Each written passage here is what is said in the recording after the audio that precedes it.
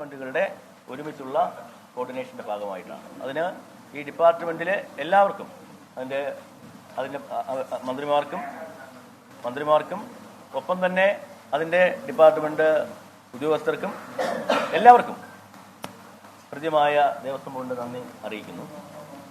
ഒപ്പം തന്നെ മാധ്യമപ്രവർത്തകർ ഈ കാലഘട്ടത്തിൽ ഉടനീളം വാർത്തകൾ നൽകി ഞങ്ങളെ സഹായിച്ച, അത് പ്രത്യേകിച്ച് മറ്റ് പ്രദേശങ്ങളിൽ തമിഴ്നാട്, കർണാടക, ആന്ധ്ര, മഹാരാഷ്ട്ര തുടങ്ങിയ പ്രദേശങ്ങളിലൊക്കെ ഉൾപ്പെടെ വാർത്തകൾ നൽകി ഇങ്ങോട്ടേക്ക് വിശ്വാസികളെ വരുവാൻ വേണ്ടിയിട്ടുള്ള സൗകര്യം ഒരുക്കിയിട്ടുണ്ടെന്ന വാർത്തകൾ നൽകിയ മാധ്യമപ്രവർത്തകർക്കും കൃത്യമായ നന്ദി അറിയിക്കുകയാണ്. നമുക്കറിയാം, ഏതാണ്ട് ഒരു 8 മാസങ്ങൾക്ക് മുമ്പ് മുഖ്യമന്ത്രിയുടെ നേതൃത്വത്തിലാണ് ആദ്യമായി അവലോകന യോഗം തുടങ്ങുന്നത്, ശബരിമലയിലേക്കുള്ള മുന്നൊരുക്കങ്ങൾ തുടങ്ങുന്നത്. മുഖ്യമന്ത്രി 2 പ്രാവശ്യം അവലോകന യോഗം വിളിച്ചു ചേർത്തു. നമ്മുടെ ബഹുമാനപ്പെട്ട ദേവസ്വം വകുപ്പ് മന്ത്രിയുടെ നേതൃത്വത്തിൽ നിരവധി തവണ അവലോകന യോഗങ്ങൾ വിളിച്ചു ചേർത്തു. മറ്റ് വകുപ്പ് മന്ത്രിമാർ, ഞാൻ നേരത്തെ പറഞ്ഞ ഡിപ്പാർട്ട്മെൻറ്റിലെ വകുപ്പ് മന്ത്രിമാർ, അവരെല്ലാം തന്നെ ഈ ശബരിമല മണ്ഡല മകരവിളക്ക് മഹോത്സവം ഗംഭീരമാക്കുന്നതിന്, അവരവരുടെ ഡിപ്പാർട്ട്മെൻറ്റിലെ ജാഗരൂകമാക്കുന്നതിൽ കൃത്യമായ പങ്ക് വഹിച്ചിട്ടുണ്ട്. അവർക്കും എല്ലാവരുടെയും ദേവസ്വം ബോർഡിൻ്റെ നന്ദി പറയുകയാണ്. തങ്ക അങ്കിയും വഹിച്ചുകൊണ്ടുള്ള ഘോഷയാത്ര ഇന്ന് വൈകുന്നേരം 5 മണിയോടെ ശരംകുത്തിയിൽ എത്തിച്ചേരുകയാണ്. അവിടെ വെച്ച് തിരുവിതാംകൂർ ദേവസ്വം ബോർഡ് ഉദ്യോഗസ്ഥർ സ്വീകരിക്കും. പിന്നീട് ആ തങ്ക അങ്കിയെ സന്നിധാനത്തേക്ക് നയിക്കും. തുടർന്ന് 18ാം പടി കയറി കൊടിമരത്തിന് മുന്നിലെത്തുന്ന തങ്ക അങ്കിയെ ദേവസ്വം ബോർഡ് പ്രസിഡന്റും ദേവസ്വം ബോർഡ് മെമ്പർമാരും ചേർന്ന് മറ്റുദ്യോഗസ്ഥരും ചേർന്ന് സ്വീകരിക്കും. തുടർന്ന് 6:30 സ്വീകരിച്ച് സോപാനത്തേക്ക് നയിക്കും. തുടർന്ന് 6:30 അയ്യപ്പസ്വാമിക്ക് തങ്കയങ്കി ചാർത്തിയുള്ള മഹാദീപാരാധന നടക്കും. നാളെ രാവിലെ 10:30-നും 11:30-നും ഇടയിലുള്ള മുഹൂർത്തത്തിലാണ് ശബരീശന് മണ്ഡലപൂജ. Devaswom board president PS Prashanth മാധ്യമങ്ങളെ കാണുകയാണ്. തങ്കയങ്കി ഘോഷയാത്ര വൈകിട്ട് 5 മണിക്ക് ശരംകുത്തിയിലെത്തും. അവിടെ നിന്ന് സന്നിധാനത്തേക്കെത്തും. 6:30-നാണ് തങ്ക അങ്കി ചാർത്തിയുള്ള മഹാദീപാരാധന. നാളെ 10:30 മുതൽ 10:30-നും 11:30-നും ഇടയിലാണ് മണ്ഡലപൂജയ്ക്ക് തുടക്കമാവുക എന്നും അദ്ദേഹം അറിയിക്കുന്നു. ശബരിമലയിൽ വൻ ഭക്തജന പ്രവാഹം. ഇന്നലെയും 1 ലക്ഷത്തിലധികം പേർ ദർശനം നടത്തി. ദർശനത്തിനായി ഇന്നും മണിക്കൂറുകൾ നീണ്ട ക്യൂ. തങ്കാങ്കി വഹിച്ചുള്ള ഘോഷയാത്ര ഉച്ചയോടെ പമ്പയിലെത്തും. ഘോഷയാത്ര കടന്നുപോകുന്നതിൻ്റെ ഭാഗമായി ഇന്ന് നിലയ്ക്കലിലും പമ്പയിലും നിയന്ത്രണമുണ്ട്. നാളെയാണ് മണ്ഡലപൂജ.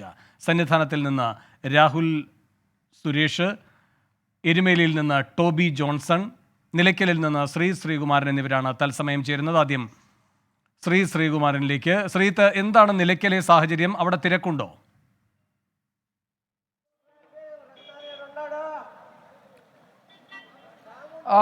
വേണു, തിരക്കുണ്ട്. പക്ഷേ കഴിഞ്ഞ ദിവസങ്ങളിൽ, മുൻപുള്ള ദിവസങ്ങളിൽ നമ്മൾ കണ്ടതുപോലെ വലിയൊരു തള്ളിക്കയറ്റം എന്തായാലും കാണുന്നില്ല. അത്തരത്തിൽ ആളുകളെ നിയന്ത്രിച്ചുകൊണ്ട് പല മേഖലയിലും തടഞ്ഞു നിർത്തുന്നുണ്ട്. അതിനനുസരിച്ച് ആളുകളെ 5-10 നിമിഷം മാത്രമേ വാഹനങ്ങൾ പല മേഖലയിലും, അത് ഇലവുങ്കലായിക്കോട്ടെ, കടമലയായിക്കോട്ടെ, എരുമേലി ഭാഗത്തു നിന്ന് വരുന്ന വാഹനങ്ങൾക്കാണ് ചെറിയ തോതിൽ നിയന്ത്രണം ഏർപ്പെടുത്തിയിട്ടുള്ളത്.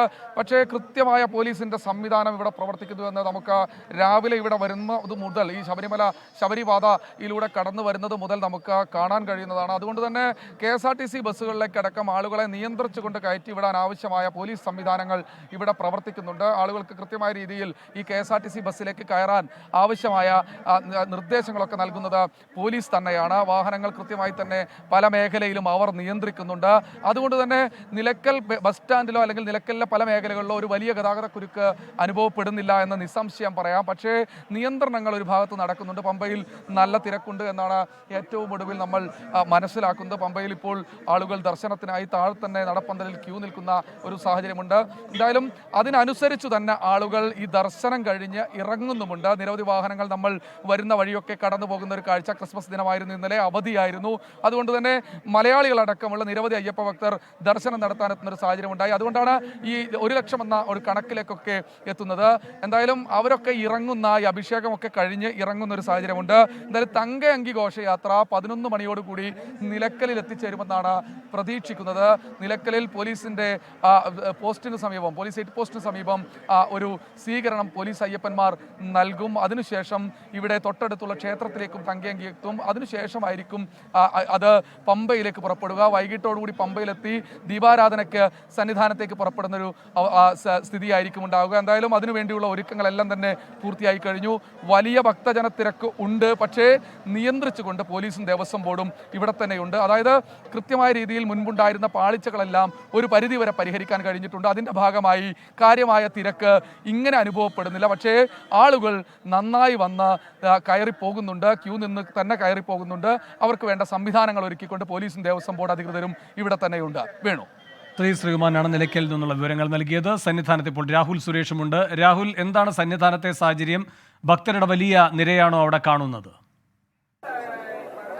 സന്നിധാനത്ത് മണ്ഡലപൂജയുമായി ബന്ധപ്പെട്ട മുന്നൊരുക്കങ്ങൾ അവസാന ഘട്ടത്തിലാണ്. കഴിഞ്ഞ 2 ദിവസമായി തുടരുന്ന തീർത്ഥാടക പ്രവാഹം ഇന്നും തുടരുന്നു എന്നതാണ് ഏറ്റവും പ്രധാനപ്പെട്ട കാര്യം. കഴിഞ്ഞ 2 ദിവസവും 18-ാം പടി ചവിട്ടി ദർശനം നടത്തുന്നവരുടെ എണ്ണം 1 ലക്ഷം പിന്നിട്ടിരുന്നു. ഇന്നലെ 1,307,000 പേരാണ് 18-ാം പടിയിലൂടെ കടന്ന് ദർശനം നടത്തിയിട്ടുള്ളത്. അതിനും ഇന്നും ആ തീർത്ഥാടക പ്രവാഹത്തിന് ഇന്നും കുറവില്ല.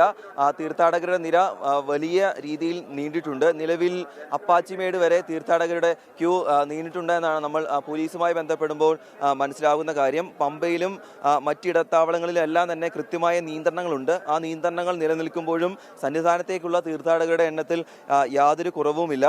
പമ്പയിൽ നിന്നും ഘട്ടം ഘട്ടമായാണ് ആളുകളെ സന്നിധാനത്തേക്ക് കടത്തിവിടുന്നത്. പക്ഷേ ഈ സന്നിധാനത്ത് ഇന്നലെ ഉൾപ്പെടെ ദർശനം നടത്തിയ ആളുകൾ ഇവിടെ തന്നെ തങ്ങുകയാണ്. വിരിവെച്ച് സാധാരണ നെയ്യഭിഷേകം കഴിഞ്ഞ് മലയിറങ്ങാറുണ്ട്. പക്ഷേ മണ്ഡലപൂജ നടക്കുന്നതിനാലും ഇന്ന് തങ്കയങ്കി ചാർത്തിയുള്ള ദീപാരാധന ഉൾപ്പെടെ നടക്കുന്നതിനാലും അതിനുവേണ്ടി ആ ദർശനത്തിന് വേണ്ടി ആളുകൾ സന്നിധാനത്ത് തന്നെ തുടരുകയാണ്. അത് നിലവിൽ ഒരു വെല്ലുവിളിയായി തന്നെ തുടരുന്നുണ്ട് എന്നാണ് നമ്മൾ മനസ്സിലാക്കുന്നത്. പലതവണ അനൗൺസ്മെന്റിലൂടെയും അല്ലാതെയും എല്ലാം തീർത്ഥാടകരോട് ദർശനം നടത്തി തീർത്ഥാടകരോട് മലയിറങ്ങണമെന്ന് ആവശ്യപ്പെട്ടെങ്കിലും അവർ അതിന് കൂട്ടാക്കുന്നില്ല. അതോടൊപ്പം തങ്കയങ്കി ചാർത്തിയുള്ള ഘോഷയാത്ര ഇന്ന് ഉച്ചയോടുകൂടി പമ്പയിലെത്തും. വൈകിട്ട് 5 മണിക്ക് 5:15 സന്നിധാനത്ത് തങ്കയങ്കി ഘോഷയാത്ര എത്തുക. 6:30 തങ്കയങ്കി ചാർത്തിയുള്ള പ്രത്യേക ദീപാരാധന നടക്കുന്നത്. അതിന്റെ ഭാഗമായി ചില നിയന്ത്രണങ്ങൾ കൂടി ഇന്ന് ഏർപ്പെടുത്തിയിട്ടുണ്ട്. അതായത് 11 മണിക്ക് ശേഷം നിലയ്ക്കലിൽ നിന്നും വാഹനങ്ങൾ പമ്പയിലേക്ക് കടത്തിവിടില്ല എന്നാണ് അറിയിച്ചിട്ടുള്ളത്. പമ്പയിൽ നിന്നും ഉച്ചയ്ക്ക് 1 മണിക്ക് ശേഷവും തീർത്ഥാടകരെ സന്നിധാനത്തേക്ക് കയറാൻ അനുവദിക്കില്ല. അതിന്റെ ഭാഗമായുള്ള ക്രമീകരണങ്ങളുണ്ട്. പക്ഷേ അപ്പോഴും ആളുകൾ സന്നിധാനത്തേക്ക് ഇരച്ചെത്തുകയാണ്. കഴിഞ്ഞ ദിവസങ്ങളിൽ നമ്മൾ കണ്ടതാണ് പലയിടങ്ങളിലും ആളുകൾ കുടുങ്ങിക്കിടക്കുന്ന സാഹചര്യം ഉണ്ടായിരുന്നു, പ്രതിഷേധിക്കുന്ന സാഹചര്യം ഉണ്ടായിരുന്നു. അതിനെല്ലാം ഇന്നൊരു തുടർച്ച ഉണ്ടാകുമെന്ന് എന്നാണ് ഈ തിരക്കിൽ നിന്നും നമ്മൾ മനസ്സിലാക്കുന്നത്. ഈ ആളുകൾ 10 മുതൽ 15 മണിക്കൂർ വരെ ക്യൂ നിന്ന ശേഷമാണ് ഇവിടേക്ക് എത്തുന്നത്. അപ്പാച്ചിമേട്ടിൽ ഇന്ന് പുലർച്ചെയും ഇന്നലെ രാത്രിയിലുമൊക്കെ നമ്മൾ കണ്ടത് ആളുകൾ നിറഞ്ഞു കവിഞ്ഞ് വഴിയിൽ ഉൾപ്പെടെ നിറഞ്ഞു കവിഞ്ഞ് നിൽക്കുന്ന ഒരു സാഹചര്യം കൂടിയായിരുന്നു. എന്താണെങ്കിലും ഇന്ന് വൈകിട്ട് 6:30 തങ്കയങ്കി ചാർത്തിയുള്ള ദീപാരാധന നടക്കുന്നത്. അതിനു മുമ്പ് പരമാവധി ആളുകൾ ദർശനം നടത്താനുള്ള ശ്രമത്തിൽ കൂടിയാണ്. പോലീസും പരമാവധി വേഗത്തിൽ ആളുകളെ ദർശനത്തിനായി എത്തിക്കാനുള്ള ശ്രമമുണ്ട്. ഓരോ മണിക്കൂറിലും 4000 മുതൽ 4500 അധികം ആളുകളാണ് 18-ാം പടി ചവിട്ടി ദർശനത്തിനായി എത്തുന്നത്. പക്ഷേ എങ്കിൽ പോലും ഈ തീർത്ഥാടകരുടെ നീണ്ട നിര നിയന്ത്രണാതീതമായി തന്നെ തുടരുന്നു എന്ന് വേണം നമ്മൾ മനസ്സിലാക്കാൻ. എന്താണെങ്കിലും മുന്നൊരുക്കങ്ങൾ അവസാന ഘട്ടത്തിലും പുരോഗമിക്കുകയാണ്. ശരി, രാഹുൽ സുരേഷാണ് സന്നിധാനത്തു നിന്നുള്ള വിവരങ്ങൾ നൽകിയത്. ഇപ്പോൾ എരുമേലിയിൽ ടോബി ജോൺസണുമുണ്ട്. ടോബി ജോൺസൺ, എന്താണ് എരുമേലിയിലെ സാഹചര്യം? അവിടെയും വലിയ നിയന്ത്രണങ്ങളുണ്ടോ?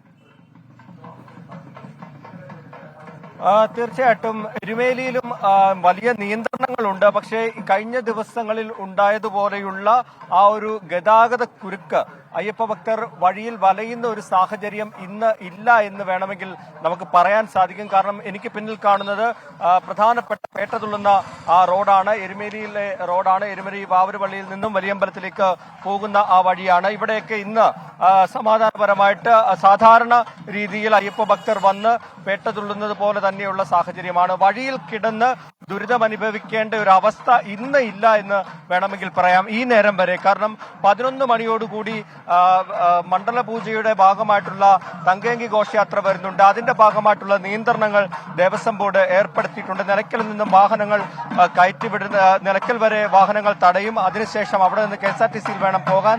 അപ്പോൾ വാഹനങ്ങളുടെ നിയന്ത്രണം 11 മണിയോടുകൂടി നിലയ്ക്കലിൽ ഉണ്ടാകുമെന്ന് നേരത്തെ തന്നെ അറിയിപ്പുണ്ടായിരുന്നു.